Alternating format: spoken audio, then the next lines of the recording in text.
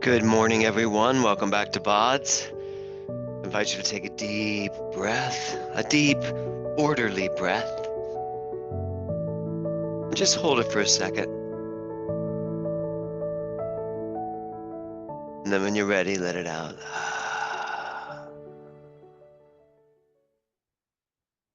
How's that feel? Feels good to me. Just take a moment, settle in, get ready for whatever wants to be known. So yesterday, I jumped ahead. Yesterday, I asked you the question, how much order is in your life? And to be very honest, I'm not asking you how boring you are. I'm asking you, is your mind in order? Is your life in order? Is your house in order? Are your thoughts in order? Are your beliefs in order?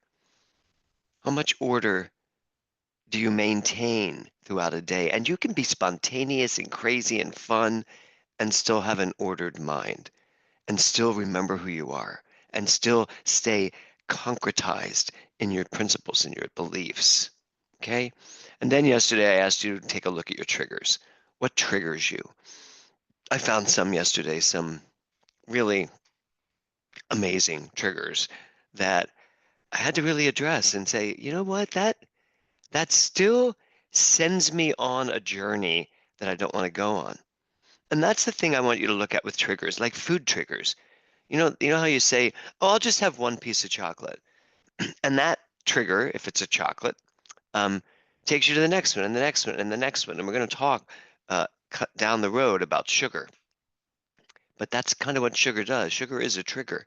So it's not that you have to, go all crazy and fight against sugar, but you do have to pay attention to the triggers. And here's something.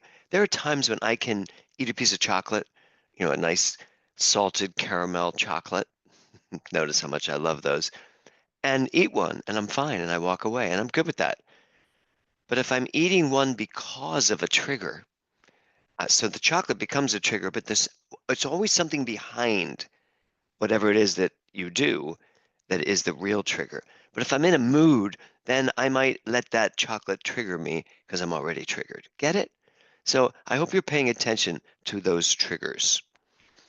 The creative order. I brought up Thomas Troward yesterday, and he has a great book called The Creative Process in the Individual. And creative order is a spiritual tool we use to keep our mind steady, keep our mind set. We do a thing called spiritual mind treatment, which many of you know, most of you know, and it's using our minds in a prayerful way to accomplish something.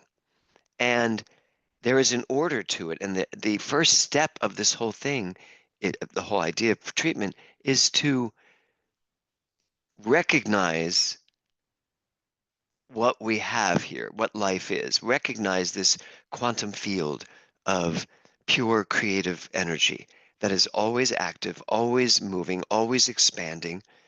And then we move from the recognition of all of that to identifying as it. So there is a creative order to this. First, I take my mind and I recognize everything that there is and all the possibilities, pure potentiality. And then I remember who I am and I identify as that very thing itself, as Ernest Holmes said. So that's the creative order. And when I get into that place, when I come to that realization, wait, all this is a beautiful energetic field of pure creativity, and it's who I am. So now I speak my word, healthy, vibrant, successful, in a loving relationship, and loved by all. There's not just people, but things and planets and trees and flowers, our pets, everything. There's only one thing going on, and that is this infinite expression of life in all things. That's creative order. When your mind operates from that understanding, and then you create whatever you want from it. So that's the order I'm talking about in your mind. And if something doesn't belong in the lineup, take it out. And while I'm on treatment, spiritual mind treatment, one of the things about treatment that used to bug me is that um, for many years they taught this thing called a 7-step treatment, which is you'd bring the problem into the knowing in your head and then have to fight it all over again. And I do mean the word fight in that instance. And Ernest Holmes never taught that. So if something doesn't belong in the lineup, take it out. Your troubles, your problems, your excuses, your addictions, your habits, your behaviors, all of that does not belong in an ordered mind, in an orderly, clear, succinct mind. So whatever it is that's going on, we do have to look at it. We have to make sense out of it, whatever it is that's going on in our lives. But when we move into that moment of spiritual mind treatment, when we move into that moment of creative uh, expression that makes energy move in our direction, you don't want any of that stuff in there. You want to get rid of it. So that's an orderly mind. I love this quote. Some of my subconscious thoughts are still not aligned with my conscious thinking. So to be clear, your subconscious thoughts are basically all the thoughts left over from everything that you've built up to this point, all of your beliefs, all of your already established premises. And so your subconscious mind may feel one way even as you are thinking and consciously accepting something else. So the order we're also looking for is, let's make sure that my belief system matches what I want. Let's make sure that what I'm saying to myself, I actually believe, and that the subconscious mind, the subjective mind, where the law operates, is in direct order with my conscious mind, which is saying where I want to go and what I want to do. Okay? That's a big one, by the way. Okay, today, day 17. Day 17. I love this. Do you trust your instincts? Today is all about trust. Do you trust your instincts? And I'm going to make a big distinction between instincts and behaviors. Okay? So, do you trust your instincts? Do you hear that voice in you that knows what it needs to know when it needs to know it, that looks at something and reacts and says, yeah, this is what we want here? Do you listen to that? Does it, or it's very possible that you have um, confused it so often that you could possibly not even hear your instincts anymore because it's so cluttered with all of the learned behaviors that you've put out there. So today we're going to take a look at that. Do I trust my instincts? Trust is a byproduct of faith. Trust means that you have the faith in whatever it is you have the faith in. Let's just go to you're working on your body, right? You have the faith that your body is going to make all the necessary adjustments because your intention is so clear and you are absolutely certain of this. Uh, I think it was Jim who mentioned that isn't belief and faith similar? Very much so. They're pretty much the same thing. Although I always like to say faith is the substance of belief. But if you believe that you are on the right track and you expect things to unfold perfectly for you, then you trust it. You can trust it. And what happens when you trust something? There's a relaxation, there's a surrender, there's a giving to it. So are you trusting this process? And are you instinctively knowing that what you do is right for you? So instinct, a way of behaving, thinking, feeling that is not learned, a natural ability. Let's just say your instincts are your default setting. You were born with brilliant instincts. You were hungry, you cried. You were full, you pooped. All of this. You were born with instinctive knowing. So, and then we learn a lot of stuff and we create behaviors and we create habits and we create already established premises and core beliefs that may or may not be truthful. Behaviors. So where do they come from? Well, they come from a lot of places. They come from your parents. They come from your schooling. They come from whatever religion you grew up in. They come from your uh, uh, geography, where you live, where you grew up. They come from a lot of things, and they come from experiences that happen in your life. When I was born with a hole in my heart. I wasn't allowed to do any sports or really, have a very active life because they were afraid for my heart. And I therefore created a lot of behaviors around that. I certainly had a victim mentality uh, in my youth because I kept thinking I was a victim, that I was a victim of this terrible heart thing. I don't have those behaviors anymore. I'm not a victim. None of us are. And so we have to take a look and see, where do these behaviors come from, and are they serving me? Do I still want them?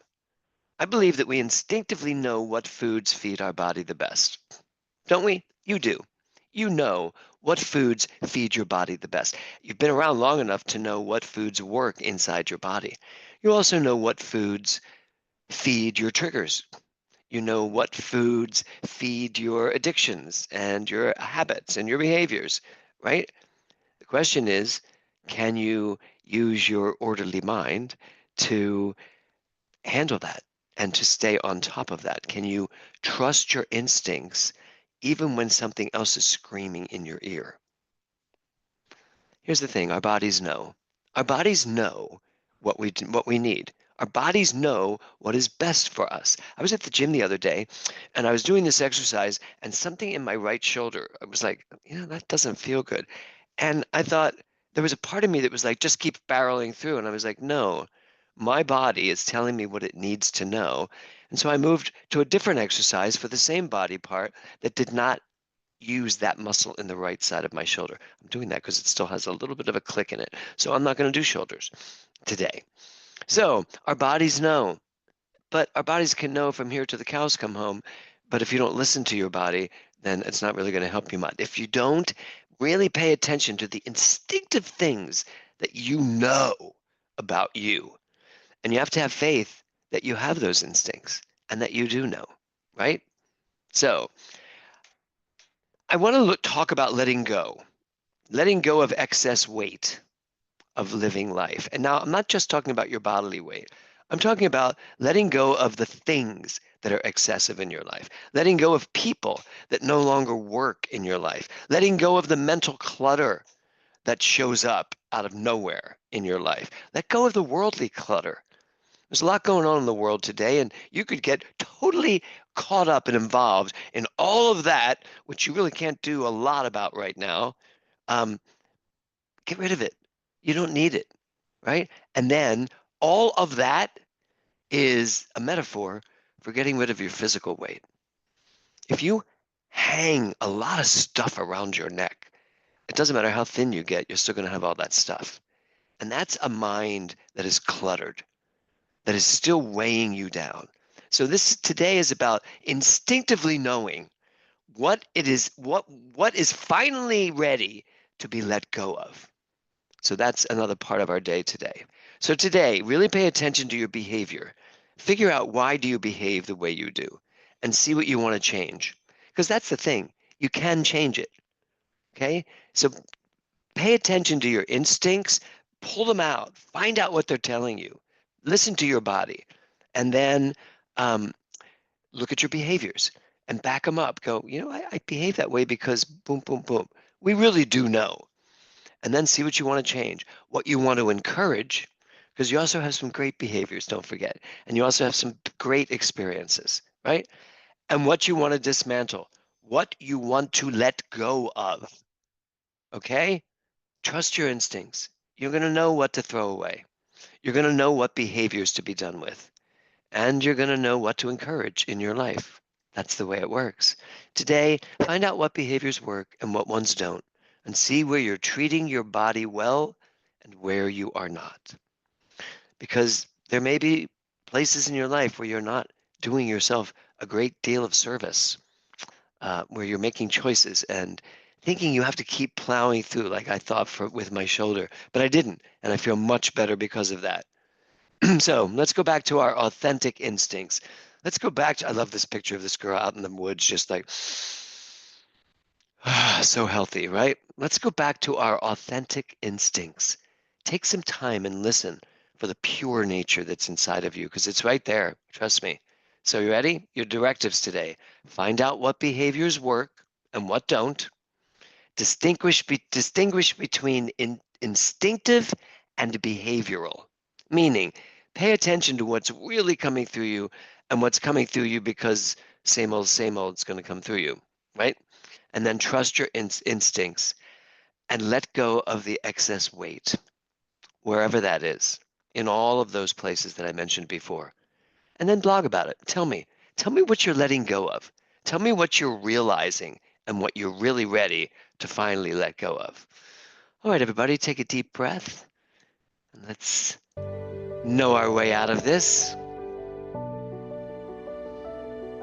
I'm so grateful to all of you for being here. And I'm grateful for this work. It helps me every year when I do this program. Something new happens, something new sticks out. Today is a big day. Really getting clear on what's instinctive, what's my authentic self, and what is something I've just learned, and perhaps I'm ready to unlearn it. So have a beautiful day, everyone, and I will see you tomorrow. Namaste.